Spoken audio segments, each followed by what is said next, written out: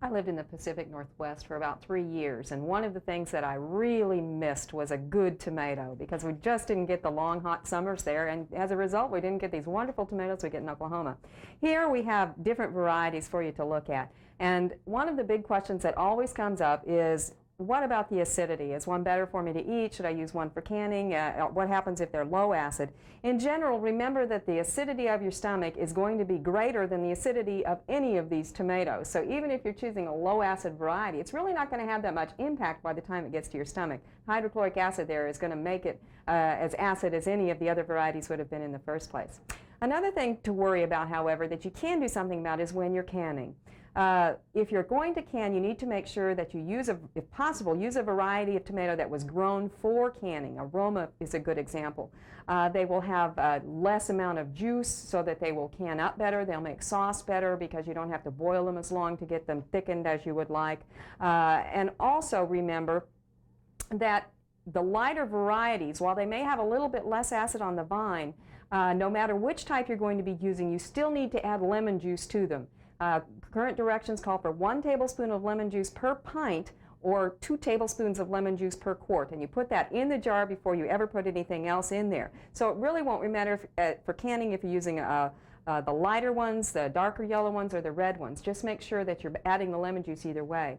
Also, the condition of the tomato on the vine itself shouldn't be dead or decaying. The tomatoes need to be healthy when they're using them for canning, because as they begin to age, as they mature, and as the vines begin to deteriorate, the acidity of the tomato will actually go down. So use them at the peak of maturity off healthy vines.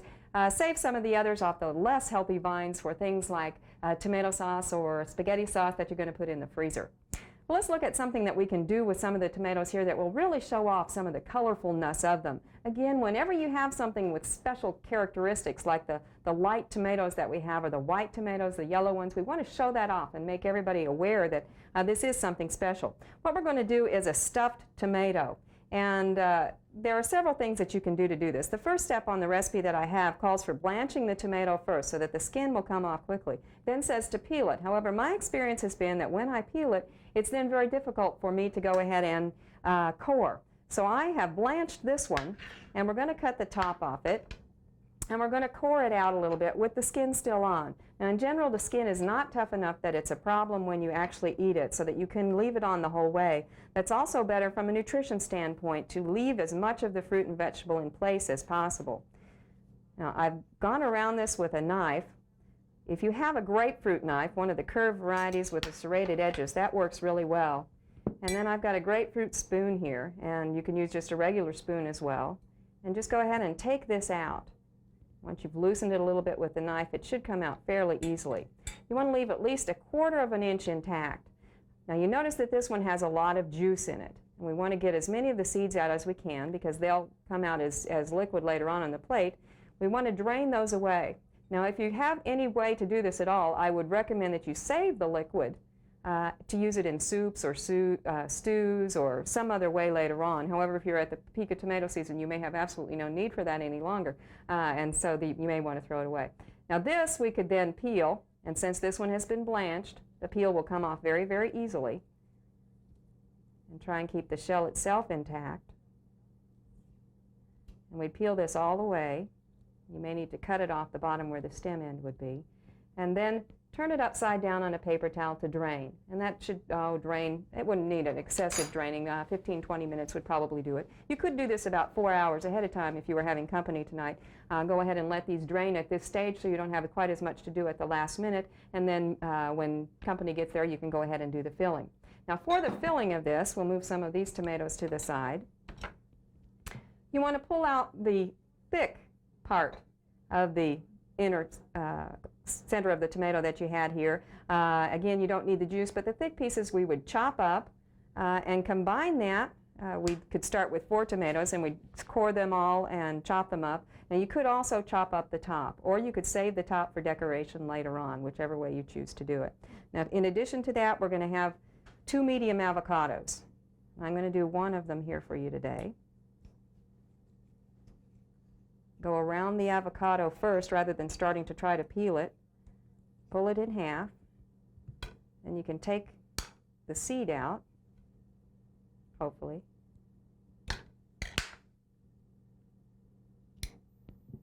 And then go back to the outside again and peel the outside. Now often this will peel off really easily once you get it started, so that you don't lose very much of the avocado meat. Now, if you needed to save this, if you were only going to do a fourth of the recipe and do one tomato, you'd leave the seed in, and then you would brush the outside edges, the exposed edges of the avocado with lemon juice, wrap it well and put it in the refrigerator, and it would not turn dark. Avocados have a really strong tendency to turn dark on you, so we want to do that as much towards the last as possible. And this one we're just going to chop up fairly coarsely. In addition to the avocado, we're going to have some lime juice in there. If you've ever had a gazpacho, which is a cold tomato type of soup, this has basically the same ingredients that would have. We'd add 2 tablespoons of lime juice. I'd recommend fresh lime juice if you have it any chance to get it at all. And limes have been very inexpensive and widely available this year. Now I have everything else in here already. In addition to the lime juice, we have a fourth of a cup of sliced green onion, 2 tablespoons of chopped fresh cilantro, and this is our avocado. Now, I'm making half a recipe for you here today. We have 2 teaspoons of olive oil, and then some hot pepper sauce. Now this is the amount that you would use to taste, so you probably want to stir this together and taste it before you went ahead and added this. We also have 2 teaspoons of vegetable oil, either olive oil or whatever variety you happen to care for. And they were teasing me about the size of my bottle of hot sauce, and that's a lifetime supply here in my house, I'm afraid. Now, this simply stirs together, and then you can see we have some of the tomatoes already prepared. Now this could also be prepared quite a ways ahead of time, and then it's simply spooned into the shells. If you choose to, you could add a little bit of salt to this. Right. This will also tend to drain out a little bit more as it's sitting in here. You'll also get more of the juice draining out if you use salt. So that may be a reason not to add a lot of salt to it. Now this particular one, I have used both a white tomato and a red one. And so in the meat that's going in here, we have both colors of that as well as the green from the cilantro and the avocado. And the green onion. Sprinkle a little bit more cilantro on that to add some color. And there you have something that's very easy to do, that uses a lot of the varieties, shows them off well, and it's another way to get rid of some of those tomatoes that you're having a lot of trouble with at this time of year. For Oklahoma Gardening, this is Barbara Brown. We hope you've enjoyed this classic from the Oklahoma Gardening Vault. Remember, even though these tips and techniques are timeless, there's always something new to learn in the world of gardening. By subscribing to both Oklahoma Gardening and OK Gardening Classics, you'll have access to a wealth of gardening knowledge, both classic and contemporary.